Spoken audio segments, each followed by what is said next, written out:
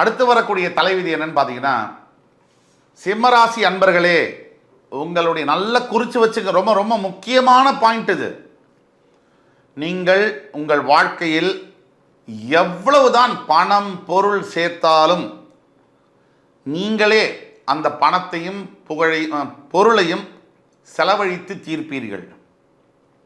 மறுபடி அந்த பணத்தை இழந்து ஏமாந்து போயோ இல்லை தேவையில்லாத செலவு பண்ணியோ விட்டுட்டு மறுபடி சம்பாதிப்பீங்க, மறுபடி இழப்பீங்க. இப்படி வெல்த்தை வந்து அக்யூமுலேட் பண்ணி பண்ணி மறுபடி லூஸ் பண்ணி திருப்பியும் கெயின் பண்ணுறது தான் உங்கள் வேலை. ஆனால் கடைசியில் பணம் சேர்த்து உங்களோட சந்ததியருக்கு விட்டு விட்டு தான் நீங்கள் போவீங்க. இதுதான் தலைவிதி. அனைத்து சிம்மராசி அன்பர்களுக்கும் மறுபடி நிறைய வெல்த் அக்யூமுலேட் பண்ணி மறுபடி அதை இழந்து திருப்பி அதை வந்து பணம் சம்பாதிச்சு பொருளாதாரத்தை இழந்து கீழே விழுந்து மறுபடி எழுந்து சம்பாதிக்கிறது, கீழே விழுந்து மறுபடி எழுந்து சம்பாதிக்கிறது. எத்தனை அனுபவங்கள் வந்தாலும் கூட உங்களால் இதை மாற்றிக்கொள்ள முடியாது.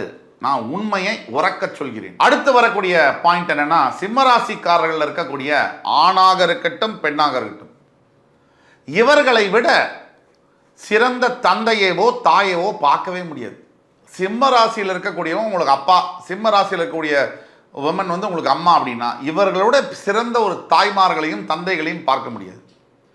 தன்னுடைய குழந்தைகளுக்காக எதையும் இழப்பாங்க, எதை வேண்டுமானாலும், சுய கௌரவம் உட்பட. சுய தன்மானம் தான் சிம்ம ராசிக்கு, சுய கௌரவம் தான், ஈகோ தான் நம்பர் 1. 1000 கோடி ஒரு தட்டில், தன்மானம் ஒரு தட்டில் 1000 கோடி தூக்கி காலால் எட்டி வச்சிருவாங்க. இதுதான் சிம்மராசி. அப்படிப்பட்டவர்கள் தன்னையே கூட தன் குழந்தைக்காக, தன் மகனுக்காக, மகளுக்காக இழக்க கொஞ்சம் கூட தயங்க மாட்டார்கள். தன்னுடைய பெற்ற குழந்தைகளுக்காக எந்த எக்ஸ்டென்ட்டுக்கும் போய் எதையும் செய்யக்கூடியவங்க, அவுட் ஆஃப் த பாக்ஸ் போய் தன்னுடைய எல்லாத்தையும் இழந்து என் குழந்தை நல்லா இருந்தால் போரும் அப்படின்னு நினைக்கக்கூடிய ஒரே ராசி எதுன்னா சிம்மராசி தந்தைகள், சிம்மராசி தாய்மார்கள். இப்போ நாம் சொல்லக்கூடிய தலைவிதி என்பது ரொம்ப ரொம்ப முக்கியமானது. 8ஆம் விதி. உங்களுடைய மிகப்பெரிய தோல்விக்கு காரணம் என்னன்னா, எது காரணமாக இருக்கும் உங்கள் தலைவிதிப்படி அப்படின்னா, நீங்கள் மற்றவர்களை கண்மூடித்தனமாக நம்பக்கூடிய குணம் இருக்கு இல்லையா? நம்புவது தப்பு இல்லை, கண்மூடித்தனமாக நீங்கள் நம்பக்கூடிய குணம்தான் உங்களுடைய வாழ்க்கையில் ஏற்படக்கூடிய மிகப்பெரிய தோல்விகளுக்கு காரணமாக இருக்கும். பிளைண்டாக ட்ரஸ்ட் பண்ணுறது ஒருத்தர, இதுதான் உங்களுடைய பிக்கஸ்ட் டிஃபீட்ஸுக்கு காரணமாக இருக்கக்கூடிய. இதை நீங்கள் மாற்றிக்கொண்டே ஆக வேண்டும். வெளுத்ததெல்லாம் பால் அல்ல, இதை நீங்கள் புரிஞ்சுக்கணும். இப்போ சொல்ல போகிற தலைவிதி 9ஆம் மற்றும் 10ஆம் விதி. இந்த 9ஆம் விதிப்படி சிம்மராசி அன்பர்களுக்கு கண்டிப்பாக கல்யாண வாழ்க்கையில் திருப்தியான சூழ்நிலை இருக்க முடியவே முடியாது.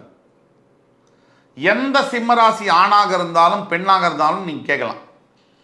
99.99% சிம்மராசி ஆண்கள் மற்றும் பெண்களுக்கு தன்னுடைய வாழ்க்கை துணையால் நச்சன்னு தான் இருக்கும். ஒருவேளை ஆண் சிம்மராசினா பொண்டாட்டி இவரை புரிஞ்சுக்கிறதுக்கு வாய்ப்பே கிடையாது. அது ஆட்டோ ஓட்டுற சிம்மராசி அன்பர்லேருந்து ஐஏஎஸ் ஆஃபீஸராக இருக்கக்கூடிய சிம்மராசி அன்பர் வரைக்கும் இதே பலன் தான். இதை மாற்றவே முடியாது. இதுதான் தலைவிதி. நீங்கள் தான் மாறிக்கணும், உங்களோட தலைவிதி மாறாது. இதே மாதிரி ஒரு பெண் சிம்மராசி இருக்கீங்க, கணவர் வந்து பெண் வந்து வேற ராசி, கணவர் சிம்ம ராசின்னு வச்சுங்க. நீங்கள் தலைகீழ நின்னாலும் நீங்கள் சொல்கிறத உங்கள் கணவர் கேட்க மாட்டார், உங்களுக்கு அடிபணிய மாட்டார், நீங்கள் சொல்வதை புரிந்து கொள்ள மாட்டார். அதே மாதிரி சிம்மராசி ஆணாக இருந்து உங்களோட மனைவி வந்து வேற ராசி, எந்த ராசியாக இருந்தாலும் சரி, உங்களுக்கு கொஞ்சம் கூட ஒத்துழைக்க மாட்டாங்க. நீங்கள் இப்போ பெண் சிம்மராசியாக இருந்தாலும் ஆண் சிம்மராசியாக இருந்தாலும் உங்களோட லைஃப் பார்ட்னர் புரிஞ்சிக்கவே மாட்டாங்க. நீங்கள் இதை தான் பின்பற்ற வேண்டும். புரிஞ்சவங்களுக்கு சொல்ல வேண்டிய அவசியம் இல்லை, புரியாதவங்களுக்கு சொல்லியும் பிரயோஜனம் இல்லை. இதை தாரக மந்திரத்தை மனசில் ரிஜிஸ்டர் பண்ணிக்கோங்க. 10ஆம் விதி என்னன்னா, 85% சிம்மராசி என்பவர்களுக்கு தலைவிதி என்னன்னா, ஒன்றுக்கு மேற்பட்ட திருமணங்கள் நடக்கக்கூடிய வாய்ப்புகள் இருக்கு. ஒரே திருமணம் சிம்மராசியில் பண்ணியிருக்காரு அப்படின்னா அது விதிவிலக்கு தான். அட்லீஸ்ட் கல்யாணத்துக்கு முன்னாடி ஏதோ ஒரு காதல் திருமணம் வரைக்கும் போய் நின்று இருக்கும், ஏதாவது ஒன்று நடந்திருக்கும். சிம்மராசியாக இருந்து ஒரு பொண்ணு தான் நான் லவ் பண்ணேன், அந்த பொண்ணை தான் கல்யாணம் பண்ணிக்கிட்டேன், அவங்களோட தான் 40 வருஷமாக குடும்பம் நடத்துகிறேன்னு சொன்னீங்கன்னா உங்களுக்கு மேலே போய் சொல்ல யாராலையும் முடியாது. விதி விலக்குகள் உண்டு இதுலேயும். ஆனால் விதி விலக்குகள் விதியாகாது. நம்ம பேசக்கூடியது 80 முதல் 85% சிம்மராசி அன்பர்களை பற்றி. இப்போ சொல்ல போகிறது இந்த தலைவிதி 12ஆம் தலைவிதி மிக மிக முக்கியமானது. உங்கள் ஆரோக்கியம் மற்றும் ஆயுள் சம்பந்தப்பட்டது. பெரும்பாலான சிம்மராசி நேயர்களுக்கு 20 முதல் 30 வரை 50லேருந்து 60க்குள்ள இந்த 10 வருஷத்துக்குள்ள ஏதாவது ஒரு மேஜர் நோய் டிசீஸ் வரக்கூடிய வாய்ப்புகள் இருக்கு. இதை சொல்வதன் மூலியமாக உடனே பயமுறுத்துறோம், தப்பா பேசுறோம், நெகட்டிவா பேசுறோம். நான் கூட பல கமெண்ட்ஸில் பார்க்குறேன், இவர் சொல்கிறதெல்லாம் நெகட்டிவாக இருக்குது. சரி, நெகட்டிவே சொல்லாமல் எல்லாமே நல்லா இருக்கும், எல்லாமே சூப்பர், எல்லாமே ஃபஸ்ட் கிளாஸ், எல்லாமே ஃபென்டாஸ்டிக் சொன்னால் உண்மையை சொல்லுங்கள் சார், ஏன் சார் புழுகுறீங்க, ஒரே கஷ்டப்பட்டுக்கிட்டு இருக்கோம். இதில் பார்க்குறவங்க சரியில்லையா இல்லை நாம் சரியில்லையான்னு தெரியல நமக்கு. ஒரு மனிதன் நெகட்டிவாகவும் பேசாமல் பாசிட்டிவாகவும் சொல்லாமல் நடுவில் எப்படி சொல்ல முடியும்?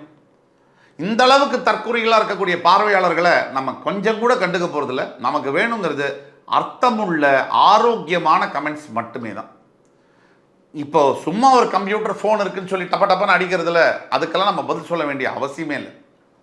அதனால் உண்மையான விஷயம், உங்கள் ஆரோக்கியத்தை 20 முதல் 30 வரை கண்டினியூஸாக நீங்கள் மெடிக்கல் செக்கப் வருஷத்துக்கு ஒரு தடவையாவது பண்ணிக்கிறது ரொம்ப ரொம்ப நல்லது. அதே மாதிரி 50 முதல் 50 வயசுலேருந்து 60 வயசுக்குள்ள இது 10 வருஷங்களும் உங்களுக்கு ரொம்ப ரொம்ப முக்கியமான ஆண்டுகள். உங்களோட ஆரோக்கியத்தில் நீங்கள் எவ்ரி இயர் மெடிக்கல் செக்கப் பண்ணிக்கோங்க. எல்லாத்தையும் விட ஒரு மிக முக்கியமான தலைவிதி 13ஆம் விதி என்னன்னா, எத்தனை துன்பங்கள் வந்தாலும், எத்தனை சோதனைகள் வந்தாலும், எத்தனை வேதனைகள் வந்தாலும் கடைசியில் சிம்மராசி அன்பர்களே நீங்கள் தான் சத்தியமாக ஜெயிப்பீங்க.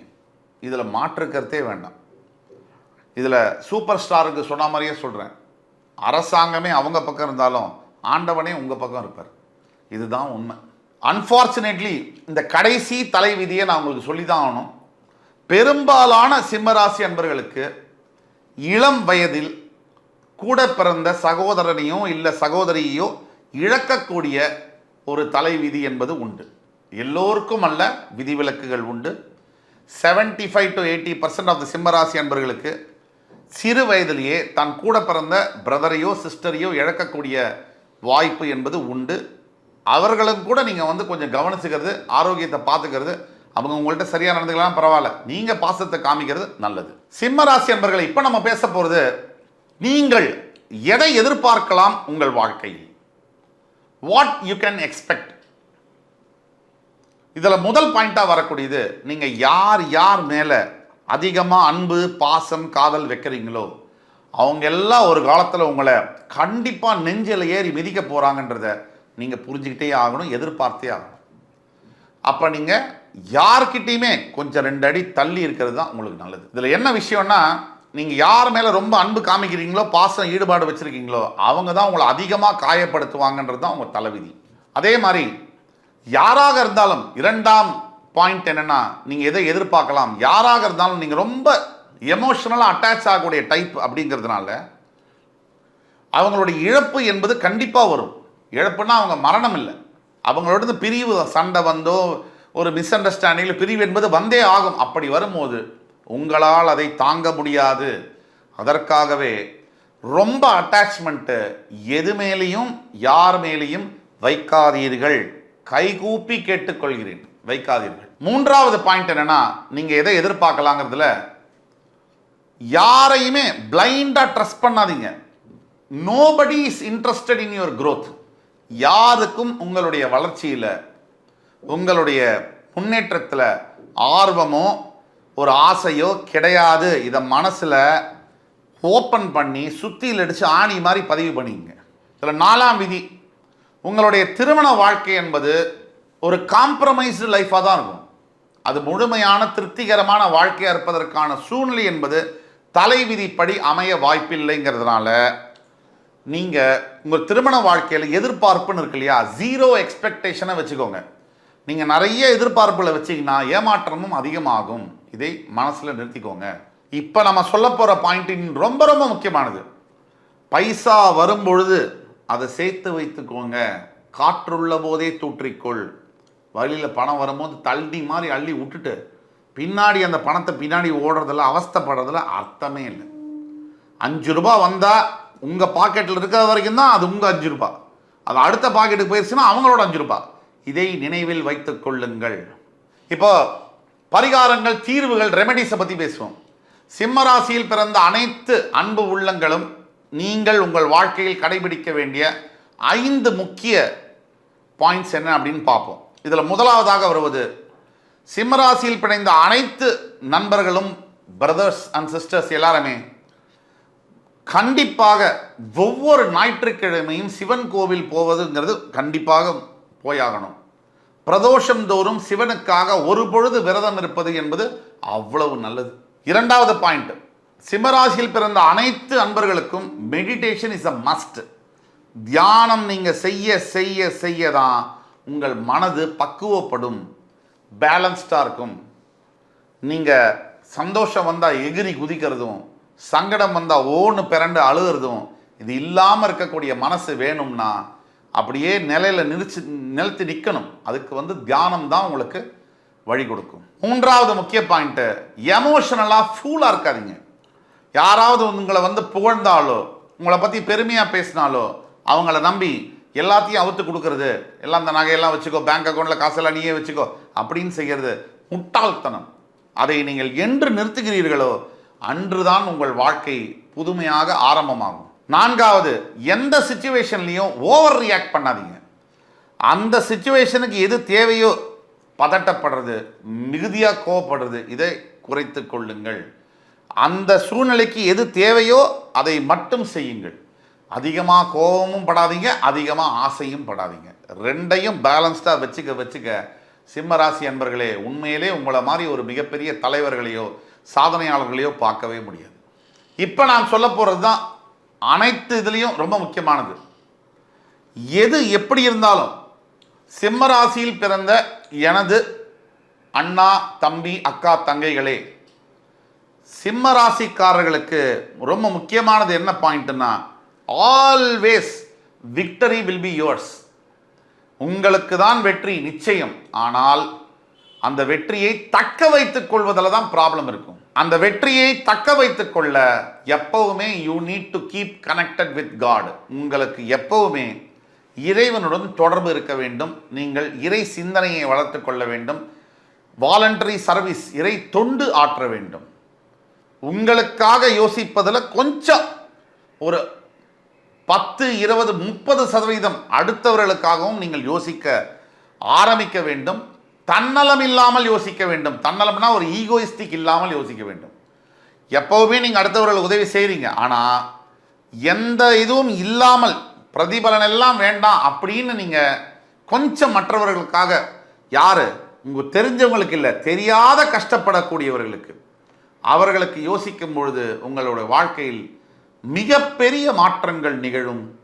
என் அருமை மிகு சிம்மராசி அன்பர்களே, இந்த வீடியோ உங்களுக்கு பயனுள்ளதாக இருக்கும் என்பதில் எள்ளளவும் சந்தேகமில்லை. இதைவிட இன்னும் சிறந்த சிறப்பு தகவல்களுடன் அடுத்து வரும் காணொலியில் உங்கள் அத்துணை பேரையும் சந்திக்கும் வரை உங்களிடமிருந்து விடைபெறுவது உங்கள் சுபாஷ் பாலகிருஷ்ணன். நன்றி, வணக்கம், வாழ்க வளமுடன்.